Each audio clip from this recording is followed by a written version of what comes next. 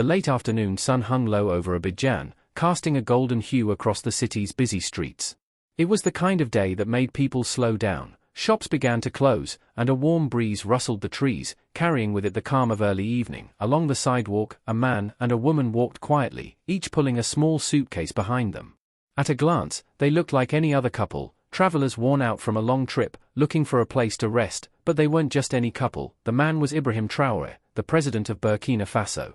Beside him walked his wife, graceful, composed, and quietly strong. They had crossed into Côte d'Ivoire for a short break, hoping to spend a quiet weekend away from the noise of politics, the constant demands of leadership, and the ever-present shadow of bodyguards. All they wanted now was peace. 2.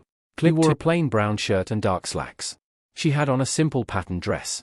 No security, no flashing lights, no grand introductions, just two people in love, looking for a quiet place to rest. They had heard of the Gold Crest Hotel. Known for its elegant design, 5-star service, and an elite guest list, it was the kind of place where the powerful and wealthy often stayed. But President Traoré wasn't chasing status. Not this weekend. He simply wanted peace. As they reached the tall glass entrance, they paused. The building shimmered in the sunlight, its golden letters gleaming above the doors. "You still want to do this?" his wife asked, glancing up at him. He smiled. "Yes. Let's see how people treat strangers, with no titles, no status." Together, they stepped inside, quietly pulling their suitcases behind them. The lobby was stunning. Clip 3. The lobby gleamed, marble floors, tall chandeliers, polished wood everywhere. A faint scent of fresh flowers lingered in the air. But underneath the elegance, there was something else, pride, and not the good kind. The receptionist barely looked up. Her smile was thin, practiced. A doorman leaned in and whispered something to a bellboy, who let out a quiet snort and nodded toward the couple at the entrance. A few other staff members glanced over and smirked. President Ibrahim Traoré stepped forward with a warm smile. "Good afternoon," he said kindly. "We'd like a room, just for 2 nights." The receptionist blinked slowly, unimpressed. "Do you have a reservation?" "No," he replied. "We just arrived." She looked him over, from his plain shirt to the scuffed shoes and his wife's worn suitcase. "We're fully booked," she said coolly. "Even a small room?" he asked, still polite. "We don't need anything fancy." "We don't have anything for you," she said flatly. "This is a luxury hotel. You can try somewhere else." Before he could respond, a sharply dressed manager approached. His suit was tailored, his shoes gleamed, and his expression was smug. "Is there a problem?" he asked. "They want a room," the receptionist replied, shaking her head. The manager gave the couple a quick once-over and smiled, but there was no warmth in it. "Sir, this hotel caters to a certain standard of guest," he said. "I'm afraid we don't have space for walk-ins tonight." Clip 4. Especially not without a prior booking and the proper presentation.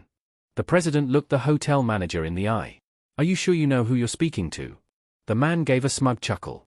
"You could be the president of the world for all I care," he said, rolling his eyes. "That still doesn't mean you're staying here. Good day." Laughter rippled through nearby staff. One muttered, "These people think they can just walk in like they belong here." Another added, "Maybe they're lost." The president didn't react with anger. He simply nodded and said, "Very well. Thank you." He turned and began to walk away, his wife's hand still gently in his. She looked up at him, composed, but visibly hurt. Just then, a soft voice called out from the side, "Excuse me, sir, madam." They turned to see a young woman, no older than 20, walking toward them. Her uniform was the plainest of them all, a simple blue blouse and a long black skirt. Her name tag read Tamara. "I'm so sorry for what just happened," she said quietly. "I don't know who you are, but no one deserves to be treated like that." The president gave her a warm smile. "Thank you. I wish I could help," Tamara continued, her voice trembling slightly. "But I'm just a junior assistant. I don't have any authority. I just wanted to say I'm sorry." His wife smiled, eyes soft with gratitude. "Your kindness means more than you know." The president nodded gently. "What's your name?" Clip 5. "Tamara." "Yes," she answered gently. The man looked at her with deep sincerity. "Tamara," he said, "you've done something most people don't have the courage to do. You stood up for someone when there was nothing in it for you. That's rare." Tamara lowered her eyes, overwhelmed. "I just couldn't let you leave without hearing something kind."